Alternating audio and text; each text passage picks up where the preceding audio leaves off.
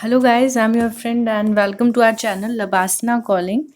As the name of our channel suggests itself कि यहाँ पे यूपीएससी की क्लासेस या यूपीएससी से रिलेटेड कुछ कंटेंट होगा. Well, it is a kind of right thing कि हम यहाँ पे जो डिस्कस करने वाले हैं वो है विजन आईएएस, जो हमारी मंथली बुकलेट है उनको हम कवर करेंगे. तो करंट अफेयर जो लोग भी करना चाह रहे हैं, जो भी करंट अफेयर्स करना चाह रहे हैं, वो हमारे चैनल से जुड़ सकते हैं. And LBSNAA calling, LBSNAA is the institute जो यूपीएससी प्रिपेयर कर रहे हैं, उनको पता है कि लबासना क्या है. तो अभी जो है लबासना जो है वो it is related with IAS and IPS and all UPSC exams, right. But that doesn't mean कि किसी और कॉम्पिटिटिव एग्जाम की प्रिपरेशन यहाँ नहीं हो सकती. एज वी नो इट कि करंट अफेयर जो है वो मोस्ट इम्पॉर्टेंट जो है हर कॉम्पिटिटिव एग्जाम में कंटेंट रहता है. करंट अफेयर का सभी एग्जाम्स में इक्वली इम्पॉर्टेंट है. तो आप अच्छे लेवल पे करंट अफेयर करना चाह रहे हैं, आप अपनी नॉर्मली नॉलेज इंक्रीज करने के लिए, आप किसी भी एग्जाम के लिए अगर करंट अफेयर प्रिपेयर कर रहे हैं तो this is the best channel over here.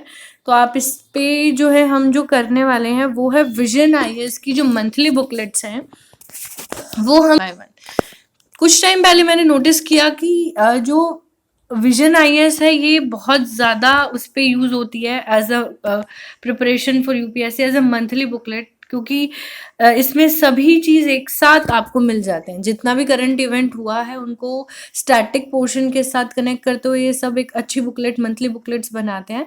But that doesn't mean कि बाकी बुकलेट्स खराब हैं. इट्स जस्ट कि सभी बुकलेट्स में सेम काइंड ऑफ इंफॉर्मेशन ही रहती है, उनका थोड़ा सा पैटर्न जो है वो चेंज होता है. बाकी न्यूज़ ऑलमोस्ट सब जगह सेम रहती है. मैं पर्सनली विजन पढ़ती हूँ और उसे ही रिकमेंड करती हूँ. बाकी आप चाहे तो आप कोई भी बुकलेट जो है यूज़ कर सकते हैं. तो आज जो है हम ये जो वीडियो बना रहे हैं इसका एक मोटिव ये है कि hopefully LBSNAA will call you and in that call हमारा आप थोड़ा बहुत भी अगर कंट्रीब्यूशन रहे तो that will be a big thing for us. And तो मैं बस अब यहाँ पे अपनी जर्नी स्टार्ट करूँगी और आज की अपनी फर्स्ट वीडियो स्टार्ट यहाँ करेंगे हम. एंड होपफुली आप लोग इसे पसंद करेंगे और आपको वीडियो पसंद आए तो लाइक कीजिए, शेयर कीजिए, सब्सक्राइब कीजिए. This is our new channel. आप जितना शेयर करेंगे उतना मोटिवेशन हमारा इंक्रीज होगा. एंड विद दैट मोटिवेशन आज की क्लास हम स्टार्ट करते हैं. इसी मोटिवेशन के साथ स्टार्ट करते हैं, इसी पॉजिटिव एनर्जी के साथ स्टार्ट करते हैं. तो सबसे पहले जो है हम जो मैं जो अभी वीडियो बना रही हूँ वो है आपकी मई से हम स्टार्ट कर रहे हैं. बट मैं जैन 2020 से ये सारा कंटेंट जो है आपका स्टार्ट करने वाली हूँ. बाकी का जो है it will be up to your response. अगर आपका रिस्पॉन्स अच्छा आया तो मैं इसे प्रीवियस भी फॉर श्योर कवर करूँगी. बट अभी मैं जैन से लेके जितना भी होगा आपका मैक्सिमम कवर करवाने की कोशिश करूँगी. यहाँ पे हमारी पूरी टीम है which is going to help you out. So you just have to do one thing, just like and share and subscribe our channel. So start our channel, start our video. आज जो हम करने वाले हैं monthly booklet Jain की करेंगे, जिसमें से हम पॉलिटी जो है वो स्टार्ट करेंगे. तो सब कुछ कवर करने वाले हैं. पॉलिटी का जो फर्स्ट टॉपिक है पॉलिटी एंड गवर्नेंस का, उसमें जो जैन 2020 का फर्स्ट आर्टिकल मैं बता रही हूँ जो 1.1 है. तो मैं यहाँ पे जितना भी इनका नंबर है उसके अकॉर्डिंग ही कराऊंगी, सो दैट कि आपको इशू ना हो बाद में ढूंढने में किसी भी चीज़ को.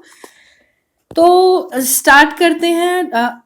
First topic article 131 of Indian constitution. क्या है ये, किस वजह से जो है न्यूज़ में इतना ट्रेंड कर रहा है, सभी रीजंस हम यहाँ पे देखेंगे.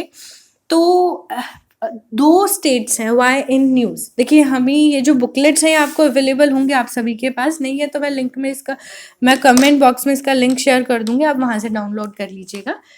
तो अब ये जो है कोई भी टॉपिक है बड़े अच्छे वे में ये प्रेजेंट करते हैं कि करंट न्यूज़ को स्टैटिक के साथ कनेक्ट करते हुए चलते हैं. हम बिल्कुल इसी फॉर्मेट में चलेंगे और जो भी एक्स्ट्रा बातें होंगी वो मैं आपको बताती जाऊंगी. अगर आपको कुछ नोट करना है तो आप पेन डाउन कर सकते हैं. बाकी ये बुकलेट आप इजीली डाउनलोड कर सकते हैं, इजीली अवेलेबल है आपके पास. तो why article 131 of Indian constitution क्यों है न्यूज़ में? Due to two states, Kerala and आपका जो है यहाँ पे दूसरा स्टेट है आपका केरला एंड छत्तीसगढ़। दो स्टेट जो हैं इनकी वजह से आर्टिकल 131 न्यूज़ में है। ओके, तो क्यों न्यूज़ में है ये आर्टिकल 131? क्योंकि इन्होंने जो है सुप्रीम कोर्ट में केस किया है। They have done a case, they filed a suit in supreme court. And why they filed suit? Kerala ने सूट किया है हमें for citizenship amendment act, and जो आपका छत्तीसगढ़ है इन्होंने किया नेशनल इन्वेस्टिगेशन एजेंसी एक्ट। इन दोनों एक्ट के चलते इन्होंने जो है केस फाइल किया है। क्यों फाइल किया है, कैसे किया है, हम दोनों स्टेट को कवर करते हुए चलेंगे। तो सबसे पहले हम बात करते हैं यहाँ पे केरला की। केरला की जो है क्यों ये चीज़ होती है, क्या आर्टिकल 131 है, ये सभी चीज़ें कवर करेंगे। तो केरला के ये सीएम हैं और जो कांग्रेस पार्टी से बिलोंग करते हैं, एंड वहाँ पे जो है सीएए का ऑपोजिशन बहुत ज़्यादा हुआ था। वेल ये बात आपको अच्छे से पता है, सीए जब आया किस तरह से कितना ऑपोजिशन ने और कितने राइट्स हुए थे, सारी चीज़ें आपको अच्छे से पता है। हम सब ने न्यूज़ देखी एंड सभी ने ऑब्जर्व किया कि बहुत वाइड लेवल पे इसका ऑपोजिशन अपोज हुआ था, सॉरी। तो अब केरला में क्या हुआ, केरला में जो ये हमारे सीएम हैं कांग्रेस पार्टी के हैं। देखिए यहाँ कांग्रेस में इसलिए मेंशन कर रही हूँ क्योंकि जो ये आर्टिकल 131 है बेसिकली इससे कनेक्टेड है कहीं कहीं, क्योंकि जहाँ सेंटर और स्टेट की गवर्नमेंट सेम होती है तो वो इस तरह की चीज़ें नहीं करती हैं।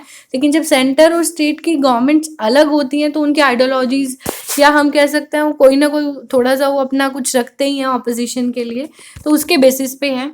इन्होंने क्या किया, what he actually did, he said कि सीए जो है वो भाई जो है डिस्क्रिमिनेटरी है, ये भेदभाव करता है, फंडामेंटल राइट्स के अगेंस्ट है, ये सारे राइट्स छीन लेता है, इक्वालिटी यहाँ पे नहीं रहती, और बेसिक प्रिंसिपल ऑफ कॉन्स्टिट्यूशन के भी अगेंस्ट है, ये सेकुलरिज्म प्रिंसिपल को भी ये वो नहीं करता। तो इन्होंने क्या किया, what he did, he pass resolution, इन्होंने जो है एक रेजोल्यूशन पास किया कि भाई हम तो सीए का विरोध करते हैं, और इन्होंने रेजोल्यूशन पास करके अपनी असेंबली में, केरला की असेंबली में इसको स्क्रैप आउट कर दिया। ठीक है, तो अब इन्होंने स्क्रैप आउट इसको कर दिया। क्यों किया, कैसे किया, ये राइट कैसे हैं वो हम बाद में बताएंगे। लेकिन मैंने आपको पहला केस बताया कि केरला में क्या हुआ। ये केरला जो था, यहाँ पे जो चीज़ें हुई हैं वो सीएए के लिए इन्होंने सुप्रीम कोर्ट में जो है केस फाइल किया है। ओके, सेकंड जो है, सेकंड जो केस है वो जो है वो किया है आपका छत्तीसगढ़ की गवर्नमेंट ने। छत्तीसगढ़ स्टेट गवर्नमेंट ने भी सुप्रीम कोर्ट में जो है केस फाइल किया है, एंड इस बार ये जो है एनआईए एक्ट के अगेंस्ट है, एनआईए एक्ट के अगेंस्ट है। अब यहाँ पे कुछ इंटरेस्टिंग बातें सामने आती हैं। अगेन यहाँ पे जो आपका जो सीएम है या जो स्टेट गवर्नमेंट है वो कांग्रेस की है, एंड एनआईए जो एक्ट था, दैट एक्ट वॉज इनएक्टेड इन 2008, वो भी यूपीए गवर्नमेंट ने ही किया था। तो अब यूपीए गवर्नमेंट ने एक एक्ट बनाया एक टाइम पे, और आज उसी के अगेंस्ट जो है ये जो गवर्नमेंट यहाँ की है वो केस फाइल कर रही है। ये कैसे, इसके कुछ रीजंस हैं। 2008 में जो है एनआईए बना था, नेशनल इन्वेस्टिगेशन एजेंसी एक्ट बना था। उस टाइम पे यूपीए गवर्नमेंट थी, Manmohan Singh was our PM. उस टाइम पे मुंबई टेररिस्ट अटैक हुआ था, हम सबको याद होगा अच्छे से। वो बहुत ही दुखदाई इंसिडेंट था पूरे देश के लिए। और वहाँ पे उस टाइम पे जो हमारे होम मिनिस्टर थे, ही वॉज शिवराज पाटिल, ये हमारे होम मिनिस्टर थे। और एक न्यूज़ भी ट्रेंडिंग की थी। ये सब चीज़ें मैं वैसे ही आपको बता रही हूँ सो दैट कि एक पिक्चर आपके माइंड में एक क्लैरिटी रहे। तो उस टाइम मुझे अच्छे से याद है एक न्यूज़ ट्रेंड की थी कि उन्होंने एक दिन के अंदर जब इंसिडेंट हो रहा था उन्होंने 3 कपड़े बदले थे। तो न्यूज़ में भी दिखाया था क्योंकि इतना बड़ा इंसिडेंट हो रहा है और वो इस तरह से अलग अलग जगह पे जा रहे हैं। उन्होंने उसके लिए अपना एक बयान भी दिया था। खैर वो एक अलग बात है, मैं बस वैसे ही रिलेट करने के लिए बता रही हूँ। तो उस टाइम भाई अभी जो है मुंबई अटैक्स हुए, टेररिस्ट अटैक हुआ, तो इतना बड़ा इंसिडेंट हुआ, किसी ना किसी को तो वो था कि जिम्मेवारी लेनी ही थी। एंड दैट टाइम 166 पीपल जो थे वो उनकी डेथ हो गई थी, और गवर्नमेंट पे इल्ज़ाम लग रहा था कि उन्होंने बड़ी सुस्ती के साथ ये चीज़ किया। तो क्या किया गया, सीधा होम मिनिस्टर जो हैं हमारे उनको चेंज कर दिया गया। होम मिनिस्टर चेंज किया एंड उस टाइम जो होम मिनिस्टर बन के आए वो पी चिदम्बरम जी हैं, जो वो हमारे होम मिनिस्टर उस टाइम पे बने थे। तो होम मिनिस्टर वो बन गए, उन्होंने आते ही क्या किया, उन्होंने एक कमेटी बिठाई और एनआईए एक्ट जो है वो पास कर दिया। 2008 में एक्ट बनाया गया, 2009 में जो है एग्जिस्टेंस में आ गया। चलिए यहाँ तक ठीक है। आफ्टर 12 इयर्स ऐसा क्या हुआ कि जो छत्तीसगढ़ के जो सीएम हैं भूपेश बघेल, उनको एकदम से ऐसा क्या हुआ कि अब वो उसका ऑपोजिशन में आ गए हैं। उसके भी रीज़न है। पहले मैं एनआईए के बारे में आपको कुछ बता देती हूँ। इट इज़ काइंड ऑफ, अगर आप देखते होंगे सीरीज़ वगैरह, वैसे तो अभी हमारी एनआईए भी अच्छा काम कर रही है काफ़ी टाइम से। एफबीआई जो है आप सीरीज़ में देखते हैं यूएसए की दिखाते हैं, तो एफबीआई की तरह ही ये काम करती है, टेररिज्म को रोकना और सब पे नज़र रखना कि कोई गलत हरकत या सर्विलेंस रखना कि कोई भी किसी भी तरह की ऐसी कोई भी एक्टिविटी हो रही हो जिसकी वजह से है जो देश को कोई भी खतरा हो, तो उन सब चीज़ों पे वो नज़र रखे हुए हैं।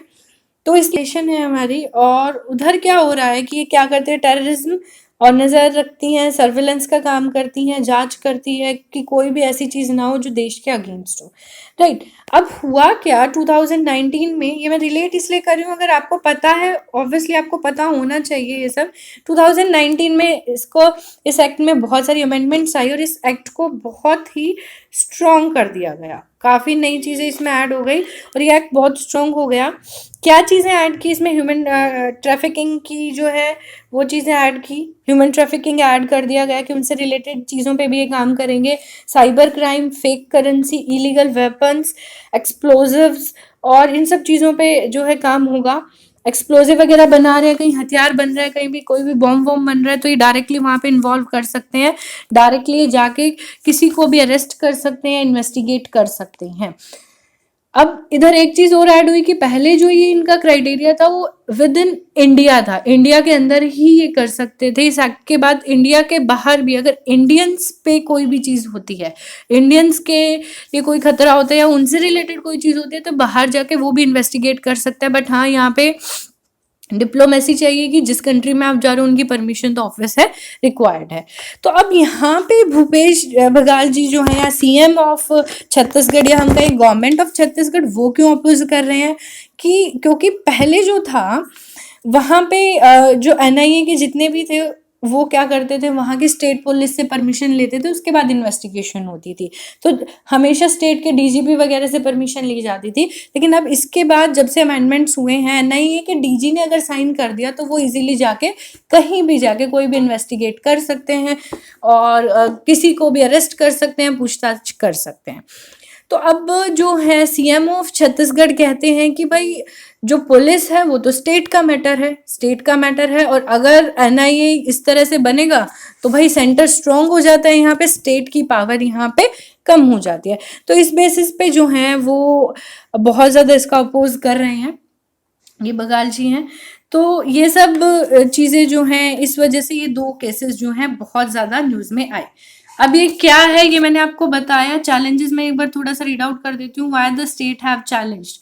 तो जो केरला के जो केरला गवर्नमेंट है उन्होंने सीएए के लिए किया है। वो कह रहे हैं कि भाई हमारे यहाँ पे जो राइट्स हैं, राइट, 3 तरह के राइट वायलेट हो रहे हैं। आर्टिकल 14 यहाँ वायलेट हो रहा है, equality before law. Article 21 equal protection of law जो था, sorry, protection of life and personal liberty. And article 25 freedom of religion जो है, वो 3 जो ये आर्टिकल हैं ये वायलेट हो रहे हैं। वो अब यहाँ पे अगर आपने पढ़ा भी होगा, सुना भी होगा, सीए इज लाइक बहुत हॉट टॉपिक रहा था जैन में, और जब ये पास हुआ था उसके बाद भी काफ़ी टाइम तक। तो उधर वो कह रहे हैं कि वो मुस्लिम और नॉन मुस्लिम में भी जो है डिफ्रेंशिएट कर रहे हैं। तो ये जो है आपका पासपोर्ट अमेंडमेंट रूल 2015 और फॉरनर जो ऑर्डर 2015 है, इनको भी वायलेट कर रहे हैं। छत्तीसगढ़ जो है इनका आपको मैंने बता दिया कि पुलिस जो है वो कह रहे हैं कि पुलिस जो है वो सब्जेक्ट किसका है, पुलिस जो है वो सब्जेक्ट है स्टेट का। और अब जो ये एनआईए की न्यू अमेंडमेंट हुए हैं इसके बाद से सारी पावर सेंटर के हाथ में चली जाएगी या सेंटर ज़्यादा स्ट्रॉन्ग हो जाएगा, ऐसा छत्तीसगढ़ की गवर्नमेंट का कहना है। तो इस बेसिस पे उन्होंने जो है ये केस किया है। अब दोनों केसेस आपको समझ आ गए हैं, राइट। ये मैंने थोड़ा सा आपको कोशिश की थी विजुअलाइज करने की। अब जो है, अब अबाउट आर्टिकल 131 जो है वो क्या कहता है आपका। आर्टिकल 131 जो है वो हमें कहता है कि आर्टिकल 131 हमें पावर देता है बेसिकली। ये जो है हमारे जितने भी जिन लोगों ने हमारे लॉ मेकर्स थे उनको पता था कि इस तरह की सिचुएशन कभी भी अराइज हो सकती है, तो उन्होंने आर्टिकल 131 के अंडर जो हमारी अपेक्स कोर्ट है उसके अंदर कोई भी स्टेट गवर्नमेंट जो है जाके केस कर सकती है अगेंस्ट सेंटर। तो वो वहां पे जाके उनको पावर दी गई है कि कोई भी डिस्प्यूट हो जाता है बिटवीन स्टेट एंड सेंटर तो आप सुप्रीम कोर्ट में जा सकते हैं। राइट, आप सुप्रीम कोर्ट में जा सकते हैं। उसके लिए एक दो कंडीशंस हैं कि you can go to the supreme court अगर ये मैटर स्टेट और सेंटर में जाता है, और किसी कोर्ट को जो है ये चीज और किसी कोर्ट में ये केसेस नहीं जा सकते हैं आपके। तो इसमें एक चीज़ ये आती है कि it is a question of law होना चाहिए फर्स्ट थिंग, और किसी और कोर्ट में ये जो भी चीज़ें हैं आपकी नहीं की जा सकती, सिर्फ सुप्रीम कोर्ट में ही इस तरह के केसेस सॉल्व होते हैं। यहाँ पे केस करने के लिए एक चीज़ इम्पॉर्टेंट होनी चाहिए, वो क्या है कि जो भी मैटर है, जिस भी चीज़ के रिगार्डिंग डिस्प्यूट इन्वॉल्व हुआ है, वहाँ पे क्वेश्चन ऑफ लॉ ज़रूर होना चाहिए। लॉ के बारे में कोई चीज़ है उस पर कोई क्वेश्चनिंग की जा रही है। ज़रूरी नहीं है कि स्टेट जो है उनका जो है कोई फंडामेंटल राइट वायलेट होगा तभी वो जाएंगे।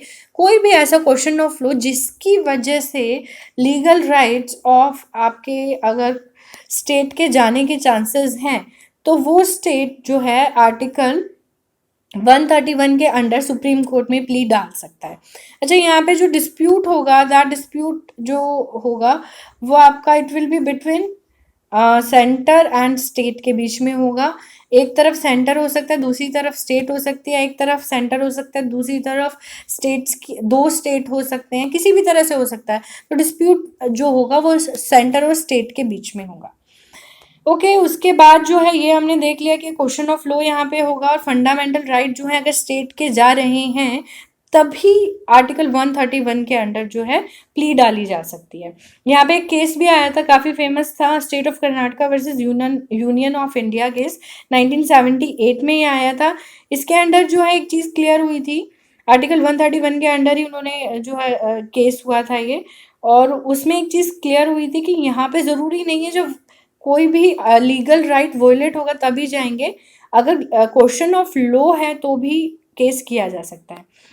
तो सेंटर जो है उसके पास, अच्छा यहाँ पे एक चीज़ और क्वेश्चन अराइज होता है, अगर ध्यान से सुन रहे हैं तो क्वेश्चन क्या है कि कोई भी एक ऐसा एक्ट जो बोथ हाउसेज ऑफ पार्लियामेंट में पास हो चुका है, प्रेसिडेंट जिसे साइन कर चुके हैं, क्या उस पर क्वेश्चन किया जा सकता है।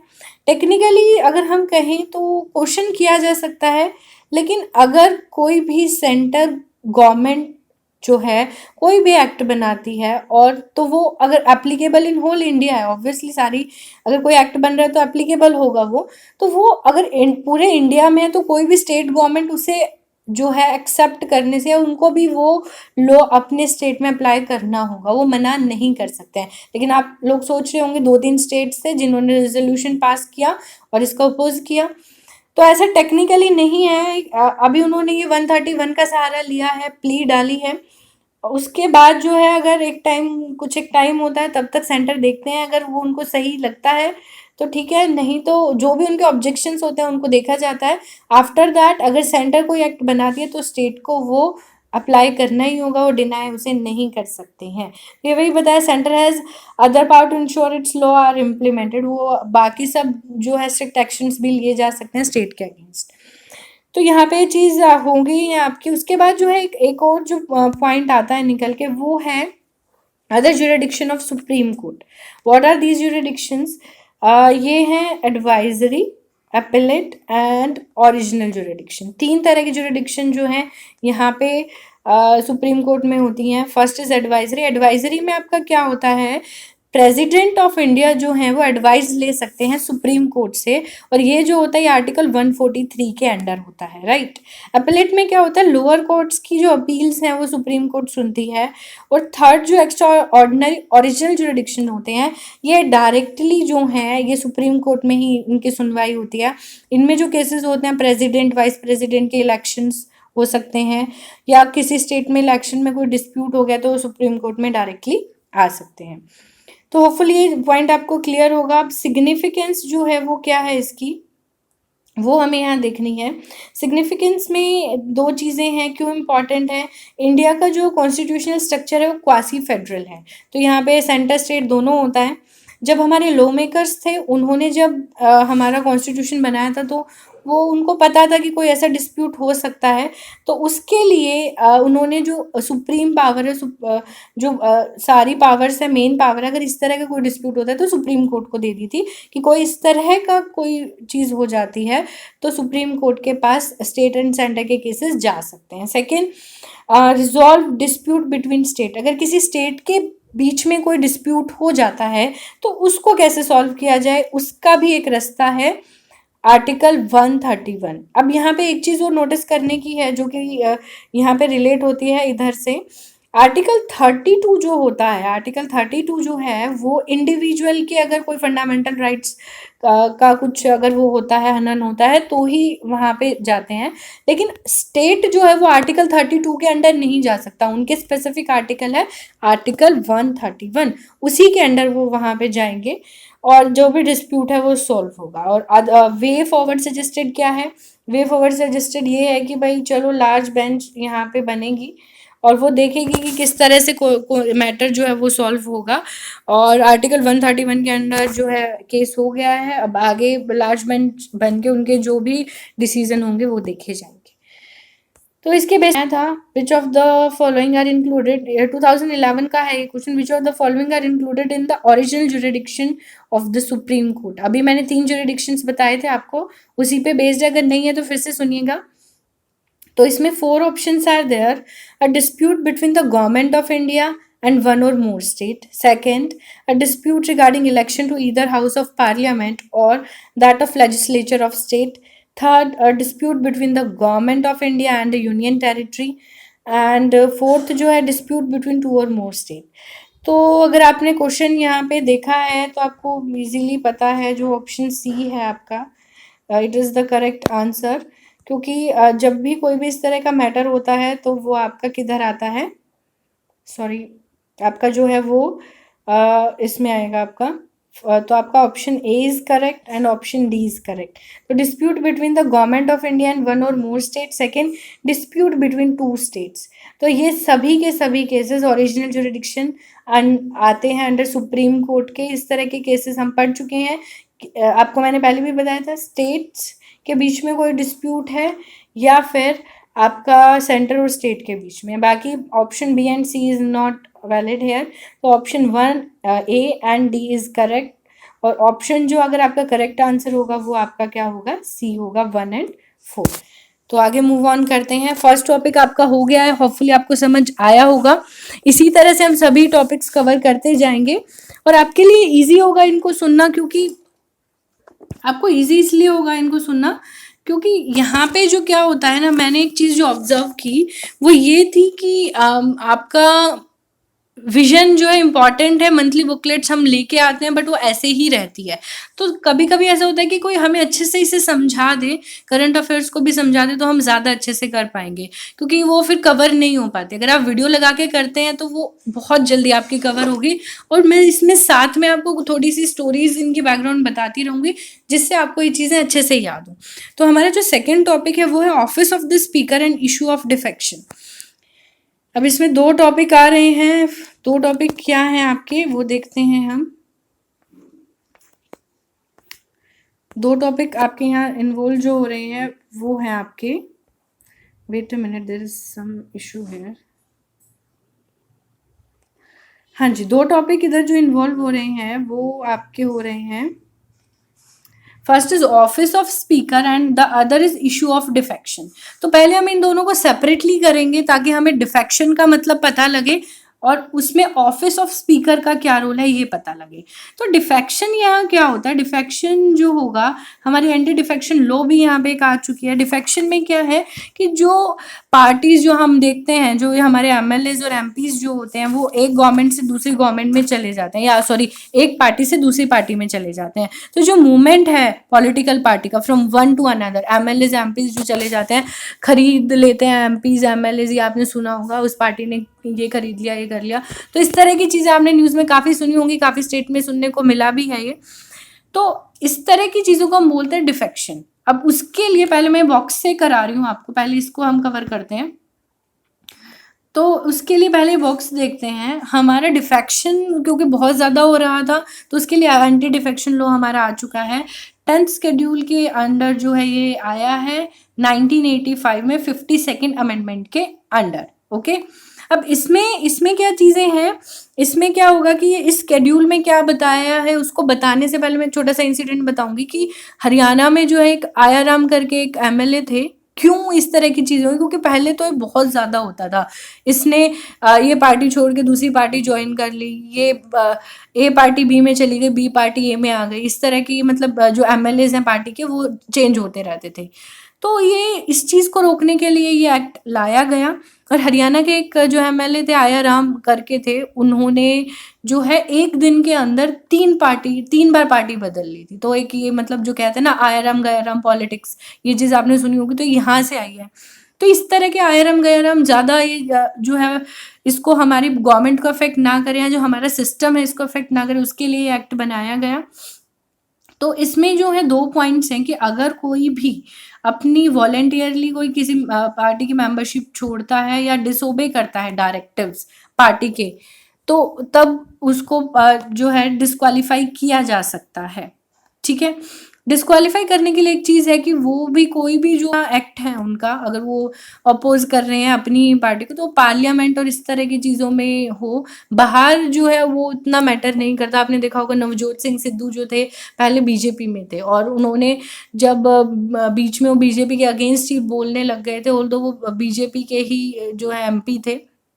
और उसके बाद क्या हुआ, बाद में उन्होंने जो है बीजेपी पार्टी छोड़ी, और क्या कहते हैं फिर उन्होंने ऑफिशियली छोड़ी थी बाद में। तो लेकिन वो बाहर फिर भी बोल रहे थे। तो यहाँ पे मैटर ये है कि आप जिस असेंबली से बिलोंग करते हैं, पार्लियामेंट से अगर आप बिलोंग करते हैं, तो वहाँ पे आप बोलेंगे।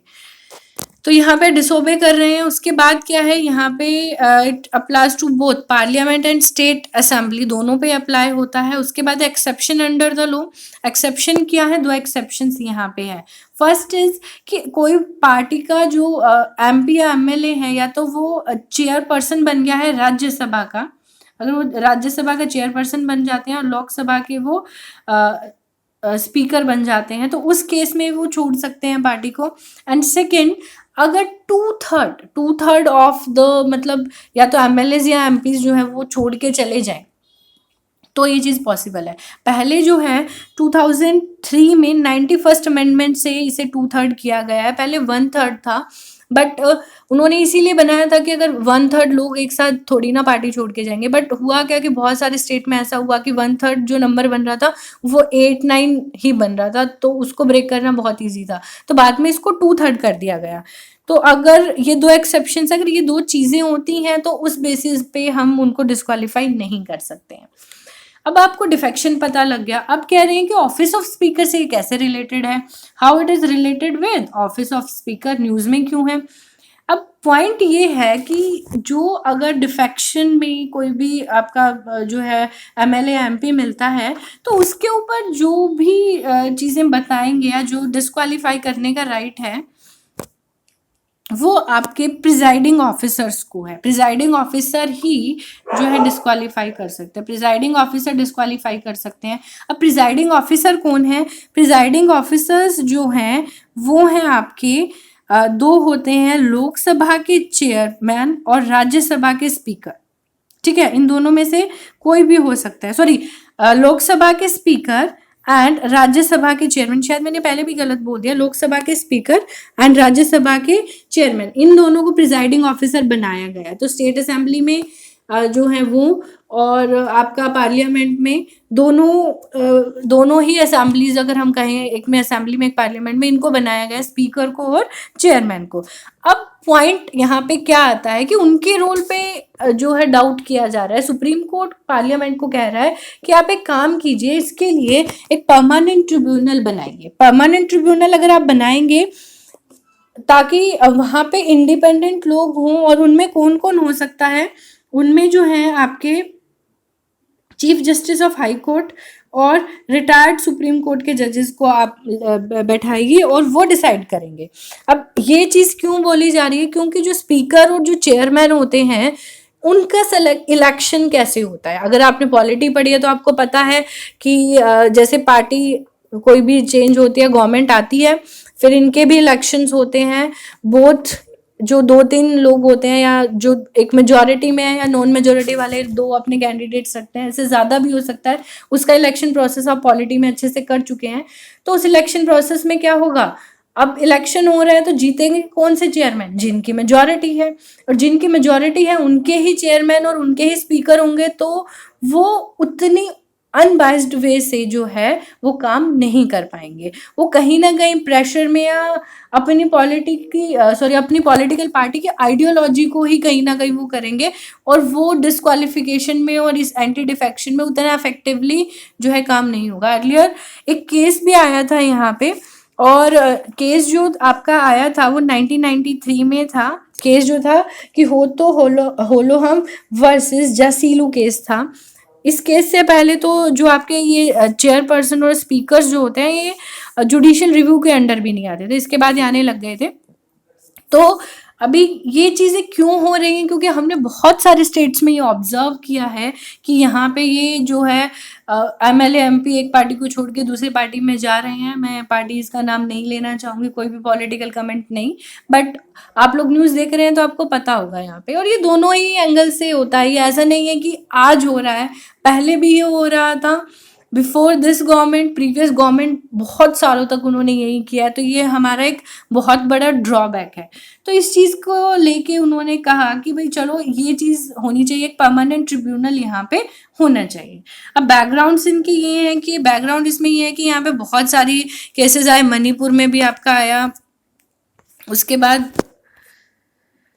मणिपुर में भी आपका आया, कर्नाटका में भी केस आया, आंध्र प्रदेश और तेलंगाना, इन सभी जगह ये चीज़ें हुई। कितने MLA MP इधर से उधर जा रहे हैं, और अगर वो कोई नहीं भी जा रहा है, कर्नाटका वाला भी काफ़ी था कि 15 मेंबर्स थे इनके नहीं जा रहे, कोई जो है स्पीकर्स और ये जो आपके स्पीकर्स हैं, ये जो है एक्सेप्ट नहीं कर रहे हैं रेजिग्नेशन। आपने न्यूज़ सुनी होगी, मैं पॉइंट नहीं आउट करूंगी किसी को भी, तो वो चीज़ों के लिए हम यहाँ पे डिस्कस भी नहीं कर रहे। तो इस तरह के मैटर्स हुए, दैट्स वाई ये सुप्रीम कोर्ट में ये मैटर जो है आया है। सुप्रीम कोर्ट ने इंटरफेरेंस किया और पार्लियामेंट को जो है बोला है कि भाई चलो आप ये चीज़ पे ध्यान दो, ये करना होगा आपको।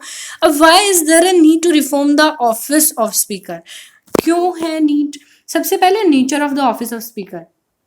अब यहाँ पे क्या होता है, ऑफिस ऑफ स्पीकर का जो है नेचर क्या है कि उनका नहीं पता कि वो अभी तो ऑफिस यानी कि उनकी ड्यूरेशन के लिए है, वो 4-5 साल के लिए, जितने साल के लिए भी सेलेक्ट हुए हैं वो हो गए, बट वो नेक्स्ट टर्म कंटिन्यू करेंगे या नहीं ये नहीं पता उन्हें। तो उसके लिए उन्हें क्या, जिस पार्टी से वो बिलोंग करते हैं उस पर डिपेंडेंट होना होगा, और उसके लिए वो उनको बिना उनके पुल्स एंड प्रेशर को वो नहीं कर सकते किसी पॉलिटिकल पार्टी को, तो वो अपनी पॉलिटिकल पार्टी को ही कहीं ना कहीं सपोर्ट करेंगे।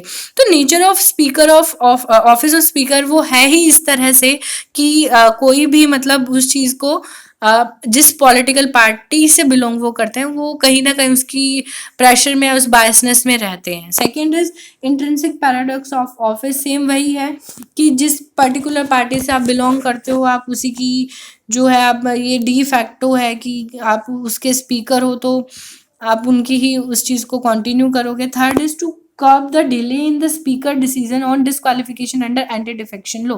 अब यहाँ पे एक चीज़ और आ रही है कि अब जो ये डिफेक्शन जब होता है, अभी कोई पर्सन हो गया कि चलो ये डिफेक्टेड है, इसको डिक्लेयर कर दिया ऑन द ग्राउंड्स, तो वहाँ पे स्पीकर और जो चेयरमैन होते हैं एक लॉन्ग टर्म तक उसके बारे में कोई क्लैरिफिकेशन ही नहीं देते कि ये डिस्क्वालीफाई हुए हैं या नहीं। तो उसकी एक टाइम लिमिट भी नहीं है, तो उसको भी एक डिसाइड करना पड़ेगा। तो ये सब इनके रिफॉर्म्स के जो है ज़रूरत है। उसके बाद है वे अहेड। वे अहेड में क्या है, सबसे पहले है administrative reforms commission report title ethics in governance. इसमें क्या है कि जो भी डिस्क्वालिफिकेशन अगर आपकी इनकी हो रही हैं, वो आपको देखनी होगी। एक्सपर्ट कमेटी जो है वो बनाई जाएगी, और वो कह रहे हैं कि प्रेसिडेंट और गवर्नर को डिसाइड करना चाहिए, और उनको हेल्प जो करेंगे वो इलेक्शन कमीशन करेगा। सेकेंड इज कि डिस्क्वालिफिकेशन पटिशन जो है वो 3 मंथ्स के अंदर अंदर जो है वो देख लेनी चाहिए, और बता देना चाहिए कि डिस्क्वालीफाई है या नहीं। तो एक टाइम लिमिट वहाँ पे होनी चाहिए। उसके बाद हमें ब्रिटेन का सिस्टम यहाँ पे कहना है कि उसको फॉलो करना चाहिए। ब्रिटेन का सिस्टम क्या है, थोड़ा सा ब्रीफ कर देती हूँ आपको। वहाँ पे अगर कोई स्पीकर और ये चेयरपर्सन इलेक्ट होते हैं, किसी एक पर्टिकुलर पार्टी से वो बिलोंग करते हैं, फॉर एग्जाम्पल, ठीक है, ए पार्टी से वो बिलोंग करते थे, दोबारा इलेक्शन हुआ और बी पार्टी रूलिंग आ गई, से बी पार्टी जीत गई, तो अब इस केस में ये नहीं होगा कि वो चेयरमैन हट जाएगा या कुछ होगा। वो वहीं के वहीं अपनी प्रीवियस पार्टी को छोड़ के नेक्स्ट पार्टी को जो बी पार्टी है उसको वो ज्वाइन कर लेते, तो इनका ऑफिस अफेक्ट नहीं होता, और जिसकी वजह से वो वहाँ पे जो है अनबैस्ड वे से ज़्यादा वो रहता है उनका। उसके बाद है जो conference of presiding officer of legislature था 1953 में, और 1951 में भी ये बात आई थी। तो वो कह रहे थे कि भाई हमें ब्रिटिश उसको अडॉप्ट करना चाहिए।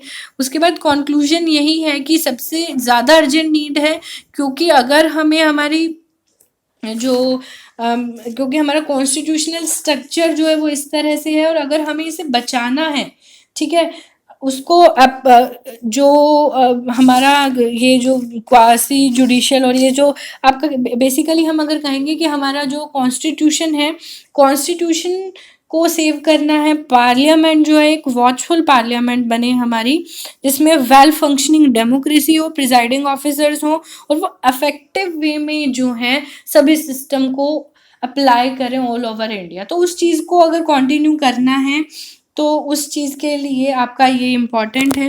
उसके बाद ये थोड़ा सा आपको ये रिलेटेड इन्फॉर्मेशन दी हुई है, ये आप खुद रीड कीजिएगा। तो आज की वीडियो में फ्रेंड्स इतना ही था। होपफुली आपको ये हमारा एफर्ट अच्छा लगा होगा। हम कोशिश करेंगे कि हम आपको जल्दी से जल्दी सभी मंथ्स की बुकलेट्स पूरी की पूरी यहाँ पे रिवाइज कराएं, बट उसके लिए आपको हमारी थोड़ा सा मोटिवेशन, अगर आप हम जितने मोटिवेशन से लगे हुए हैं उसको आप इंक्रीज सिर्फ एक ही वे से कर सकते हैं। हमारी वीडियो को लाइक कीजिए और वीडियो को शेयर कीजिए, चैनल को सब्सक्राइब कीजिए। जितना आप करेंगे ये सब चीज़ें उतनी ही ज़्यादा हम वीडियोस आपको प्रोवाइड करेंगे, और उतनी ही जल्दी वीडियो आपको प्रोवाइड करेंगे। तो तब तक के लिए आप जो है लबासना कॉलिंग से जुड़े रहिए। होपफुली आपकी जो कॉल है लबासना से जल्दी आए, और आप एक IAS IPS ऑफिसर बने, या जो भी एग्ज़ाम की आप प्रिपरेशन कर रहे हैं उसमें आप सक्सेसफुल हो। Okay guys, thank you, have a nice day.